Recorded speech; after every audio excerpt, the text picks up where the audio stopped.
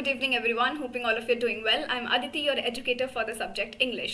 So before starting our today's discussion, let's just talk about paper 1 first, which I feel is very important in terms of cracking the good score. अगर बहुत अच्छा score लेकर आना है आपको net के साथ साथ JRF भी चाहिए तो पेपर 1 वहाँ पे बहुत अच्छा रोल प्ले करता है. अभी एग्जाम में इतने कम दिन बचे हैं तो मॉक टेस्ट हैं, टेस्ट सीरीज हैं, कुछ ऐसे टेस्ट हैं जो अभी कंडक्ट हो रहे हैं, वो अटेम्प्ट करना बहुत ज़रूरी है ताकि आपको पता लग जाए आपकी स्ट्रेंथ क्या है, वीकनेसेस क्या है. Once you get to know about this तो आपको पता है कि अब आपको और कहाँ पे काम करना है जो दिन बच गए हैं. So all India JRF live test हो रहा है. 31 May is the start date which is today. End date June 1. उसी दिन आपको रिजल्ट मिल जाएगा 9 PM तक. एक्सेस करने के लिए आपको JRF ऐप की ज़रूरत है. अब अगर हम ऐप की बात कर रहे हैं तो why is it beneficial to have that app installed.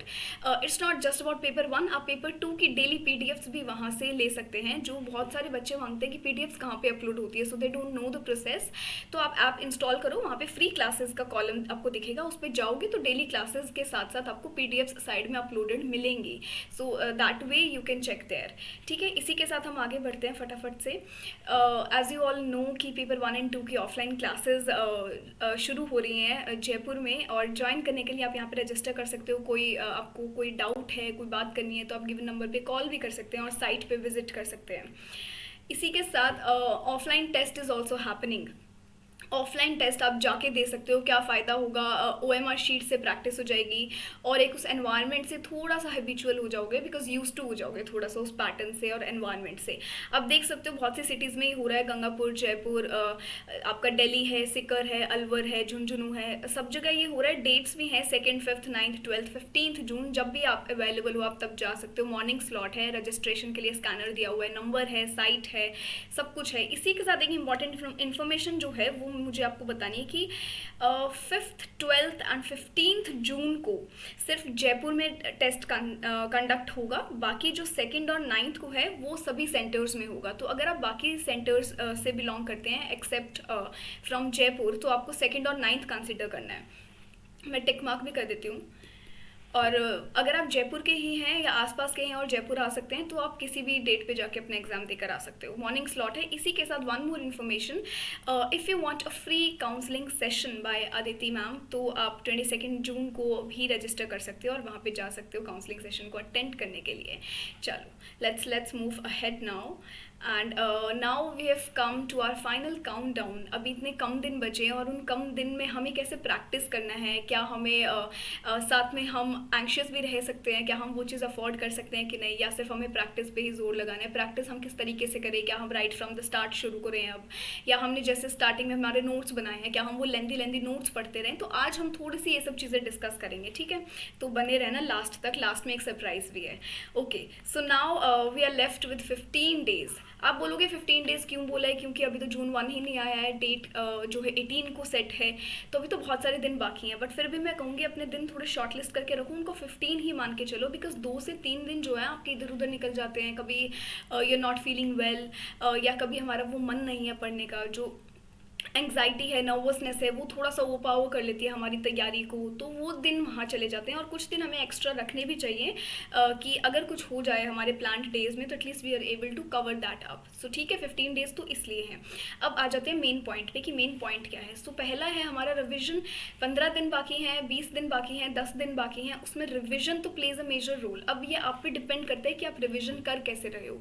क्या आप अपने लेंदी नोट्स पढ़ रहे हो, या फिर आप क्वेश्चंस को सॉल्व करके और फिर कॉन्सेप्ट क्लियर कर रहे हो. आई वुड सजेस्ट कि अगर आपने अभी तक प्रीवियस ईयर पेपर्स को ढंग से नहीं करा है तो आप वो भी कर सकते हो.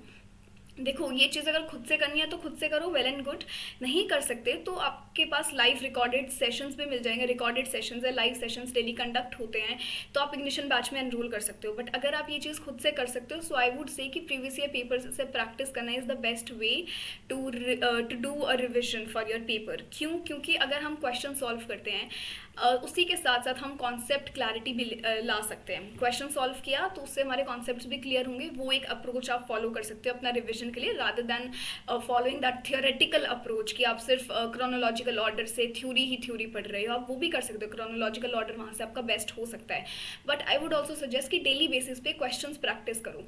क्वेश्चंस प्रैक्टिस करने का, specially previous year papers practice करने का एक फ़ायदा है, रिविजन बेस्ट होगा.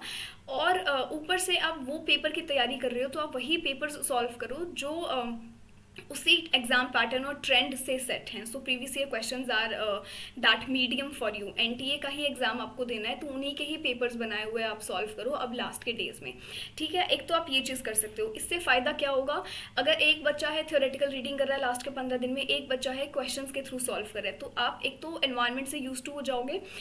एग्जाम में जाके क्वेश्चंस देख के एकदम से कई बार ऐसे होता है कि हमने कॉन्सेप्ट पढ़ा है बट हम अब आंसर लगा नहीं पा रहे हैं, तो वो लगाना, वो logical guesses, elimination tricks, pin points देखकर क्वेश्चन को सॉल्व करना, ये चीज़ें आप सीख सकते हो इन 15 दिनों में प्रैक्टिस करके। वो चीज़ आपको एग्जाम में बहुत काम आएगी, बहुत यूजफुल रहेगा आपके लिए। और यहाँ से जो है आपका कंसंट्रेशन भी बढ़ेगा और कॉन्फिडेंस आएगा। The moment you boost your self, तो आपके आधे से ज़्यादा प्रॉब्लम्स वहीं पे सॉल्व हो जाती हैं।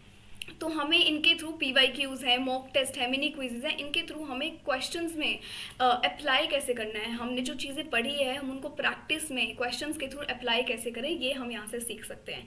सो रिविजन करना है। रिविजन करने का एक और तरीका है, जैसे अपने मेजर ग्लॉसरी टर्म्स हैं अगर कवर नहीं करी हैं और आप करना चाहते हैं तो आप डेली बेसिस पे थोड़ी बहुत वो पढ़ सकते हैं। इसी के साथ साथ अगर हम पेपर 1 की थोड़ी सी देर के लिए डिस्कशन करें तो आई वुड से कि DI एक ऐसी चीज़ है जो आपको डेली बेसिस पे सॉल्व करनी चाहिए। DI 5 नंबर पक्के। DI needs constant practice, consistency की ज़रूरत है यहाँ पे। कंसिस्टेंसी और प्रैक्टिस अगर आपकी है तो आप बहुत अच्छे से स्कोर कर सकते हो। मॉक टेस्ट क्यों ज़रूरी है, एक है अगर आप यूट्यूब सेशंस लगा के, जैसे मैं भी रोज़ क्वेश्चन सीरीज़ करती हूँ, अगर आप वो लगा रहे हैं तो आप देखोगे कि there is a difference. Once you attempt a mock test तो वहाँ पे आप सिर्फ आपका कॉन्सेंट्रेशन है उधर, और back in the mind you know कि that you are the only one to solve that. अगर हम वीडियो के थ्रू देख रहे हैं तो आपको पता है कि at the end ma'am is also here, so I will also solve with you. तो कहीं ना कहीं आप देखोगे दोनों फेजेस में ना कुछ आपको डिफरेंस मिलेगा। सो आई वुड से कि खुद को थोड़ा सा फेमिलियराइज कर लो मॉक टेस्ट के साथ भी, टेस्ट सीरीज के साथ भी। मिनी क्विजेज आप अपने ब्रेक टाइम में लगा सकते हो, यूट्यूब पे जाओ, स्पीड पे मिनी क्विजेज अटेम्प्ट करो। जब ब्रेक ले रहे हो तो वो एक ब्रेक भी प्रोडक्टिव ब्रेक होगा। इस तरीके से कर सकते हो। इसी के साथ साथ what's more important is your health, your daily schedule. अगर मैं बात करूं कि आपका अब ऐसा कोई बच्चा है कि जिसने डेली स्केड्यूल अपना क्रिएट नहीं किया अभी तक 15 दिन के लिए, सो आई वुड से कि उसे कर लेना चाहिए। आपके जितने भी मेजर एरियाज हैं, या आई वुड ऑल्सो से कि रिविजन की जगह पे जो है आप अभी किस चीज़ पे फोकस मत करो कि आपका मान लो कोई न्यू कॉन्सेप्ट है वो रह गया है, या आप कोई नए कॉन्सेप्ट्स के साथ फेमिलियराइज हो रहे हो बहुत ज़्यादा और आप अपना बहुत ज़्यादा टाइम उस पर इन्वेस्ट करो। So I would say rather than doing this आप रिविजन पे फोकस करो कंसिस्टेंटली। अगर आपने थोड़ा बहुत भी पढ़ा है और उसको आप रिवाइज कर रहे हो और उसको आप फिर क्वेश्चंस में प्रैक्टिस करके अप्लाई कर पा रहे हो तो भी आप अपना नेट क्लियर कर सकते हो, ठीक है। तो डेली बेसिस पे नया पढ़ो, बट इतना भी मत पढ़ो कि आप पुराना रिवाइज ही ना कर पाओ। डेली स्केड्यूल बहुत ज़रूरी है बनाना। एक अपना चेकलिस्ट बना के रखो कितनी चीज़ें आप कवर कर पा रहे हो डेली बेसिस पे, आप वो करो। Take care of your health, stay hydrated. इतनी गर्मी है तो इतना पढ़ के और अपनी हेल्थ पे प्रायोरिटाइज ना करके हमें बीमार भी नहीं होना है, क्योंकि हमें 15 दिन अच्छे से कवर करके एग्ज़ाम तक जाना है, एग्ज़ाम देख कर आना है। दैट्स आर ओनली मोटो, ठीक है। तो अपनी हेल्थ का ध्यान रखो। स्लीप साइकिल थोड़ा सा सही करो अपना, अगर किसी का नहीं सही है, जैसे आप सुबह पढ़ रहे हो तो आप फिर रात में टाइमली सो जाओ, रात को ज़्यादा पढ़ रहे हो तो सुबह थोड़ा सा टाइमली उठ जाओ, आराम से उठ जाओ। स्लीप साइकिल अच्छे से रखो और खुद का स्केड्यूल थोड़ा सा ऑर्गेनाइज रखो। ऑर्गेनाइज करके रखोगे तो काफ़ी हेल्पफुल रहेगा और ऐसे एकदम से कैओटिक नहीं लगेगा कि अरे ये भी करना है वो भी करना है। थोड़ा प्लान आउट करके चलो, 15 ही दिन है और अपना जो यूनिट्स है उनको डिवाइड कर लो। If you someone who sticking to just 1 unit तो आई वुड से कि try to pick 2 units together और फिर उनको रिवाइज करो। जैसे ब्रिटिश लिटरेचर उठा लिया, उसी के साथ इंडियन उठा लिया, या फिर literary criticism, theory, cultural studies का एक यूनिट है पूरा 7, 8, 9 है, या फिर यूनिट 7, 8, 9 को इकट्ठा कर लो, यूनिट 1, 2, 3 इकट्ठा कवर कर लो। तो अपने हिसाब से जो भी आपको कंफर्टेबल लगता है उस चीज़ को करो, बट मेक श्योर कि आप रिविजन अपना पूरा करके जा रहे हो। एटलीस्ट ये लास्ट के डेज में आप पूरा फोकस रिविजन को दे रहे हो। जितने भी आपके अवार्ड विनर्स हैं, सूडोनेम्स, पेन नेम्स हैं, जितने भी इंपॉर्टेंट टेक्स्ट की समरीज, कैरेक्टर लिस्ट, शेक्सपियर के इंपॉर्टेंट वर्क्स के एपिसोड्स जो हैं वो सब आप डेली बेसिस पे कवर करो, ताकि लास्ट मिनट रिविजन में ये सब चीज़ें आपकी काउंट हो जाए। इससे क्या होगा, एक कॉन्फिडेंस आएगा, एक थोड़ा सा बूस्ट मिलेगा आपको भी, तो एग्जाम में क्वेश्चंस को इजीली आंसर कर पाओगे। अगर हम आगे चलें, जैसे मैं आपको अभी टेस्ट सीरीज़ की बात कर रही थी, तो if you someone who wants to go for this, 10-15 दिन है, 10 टेस्ट सीरीज़ आपको यहाँ मिल रही है। रोज़ की एक भी सॉल्व करोगे तो कवर हो जाएगी और काफ़ी कुछ नया भी सीखने को मिलेगा। और MCQs थोड़ा सा सॉल्व कर लोगे तो एक सर्टेन आइडिया भी हो जाएगा, आपको प्रैक्टिस हो जाएगी। तो ये यहाँ पे डिटेल्स हैं और आप गिवन नंबर पर कॉल भी कर सकते हो, साइट पर जाके और इन्फॉर्मेशन चाहिए तो वो भी ले सकते हो, ठीक है। ये तो हो गया हमारा discussion for the paper. But अब कुछ ऐसे इंपॉर्टेंट हाइलाइट्स मैंने यहाँ पे लेकर आए हैं जो मुझे लगता है कि इंपॉर्टेंट है, एटलीस्ट आपके रिविजन में इंक्लूड होना चाहिए। ब्रिटिश लिटरेचर के ये कुछ वर्क्स हैं। Then we move forward to Indian literature. Indian literature में कुछ राइटर्स हैं, प्ले राइट्स हैं, सब मैंशनड हैं। फिर हमारा कुछ क्रिटिसिज्म से पार्ट आता है, क्रिटिसिज्म थ्योरी, कल्चरल स्टडीज सब है यहाँ पे। आप देखोगे स्ट्रक्चरलिज्म है, पोस्ट कलोनियलिज्म, पोस्ट स्ट्रक्चरलिज्म। कुछ नॉवेल्स हैं जैसे नुगुगी थ्योंगू की, शिनुआ आशबे, फ्रांस फेनन का। कुछ टर्म्स है हमारा Roman Jakobson, Mikhail Bakhtin, I A Richards, William Empson, Brooks, Ransom का, विमसाट पियर्ड्सले का। कल्चरल स्टडीज़ में हमारे पास Raymond Williams, Stuart Hall, Pierre Bourdieu, Edward Soja. इनके कुछ टर्म्स हैं जो आपको पता होना चाहिए। लिटरेरी थ्योरी कवर करना थोड़ा सा ईजी है। डायरेक्ट क्वेश्चन आते हैं, कॉइनेजेस क्या है, कॉन्सेप्ट क्या है। कुछ स्टेटमेंट बेस्ड क्वेश्चन आते हैं जहाँ पे कॉन्सेप्ट क्लैरिटी चाहिए, तो ये आप कवर करो ज़रूर। ये जो है हमारी बुकर प्राइजेस की लिस्ट है। बहुत से बच्चे प्राइजेस की लिस्ट मांगते हैं और अवार्ड विनर्स करके जाना ही भूल जाते हैं। So this was actually a surprise कि आपके पास यहाँ पे लिस्ट गिवन है। आपको ज़्यादा कुछ अपना टाइम अब आपका कंज्यूम नहीं होगा ये लिस्ट अरेंज करने में, बनाने में, लिखने में। इसका स्क्रीनशॉट ले सकते हो और फिर अपने एंड से प्रैक्टिस कर सकते हो, याद कर सकते हो जितने भी इंपॉर्टेंट वर्क्स हैं, बिकॉज अवार्ड विनर्स हैं, अपने आप इंपॉर्टेंट हो जाएंगे। तो इनको थोड़ा सा डिटेल में देख लेना अगर नहीं देखा है तो। इसी के साथ ये है Sahitya Akademi award winners list. So continues till the end. Yeah this is it.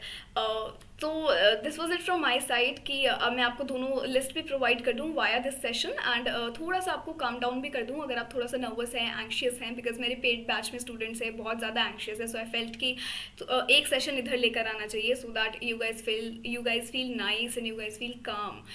क्योंकि एंक्शियस रहने का कोई फ़ायदा है नहीं, and this is something you can't afford right now. और वैसे भी ज़्यादा रह के कुछ कर तो पाएंगे नहीं, ना ही एग्ज़ाम डिले हो जाएगा। एग्ज़ाम डिले हो भी गया तो भी हमें जितना पढ़ना है हम उतना ही पढ़ पाएंगे, है ना। तो बस अपना रिविजन करो, प्रैक्टिस करो, दैट्स मोर देन इनफ। और बाकी the show must go on, बाकी सब तो चलता रहेगा। ठीक है, ये हमारा प्लानर है। अगर आपने अभी तक नहीं देखा है तो आप ये देख सकते हो, and if you someone who is looking forward to it तो आप नंबर पे कांटेक्ट करके बाकी डिटेल्स पूछ सकते हो। ठीक है, so this is it from my side. Take care of yourselves, bye.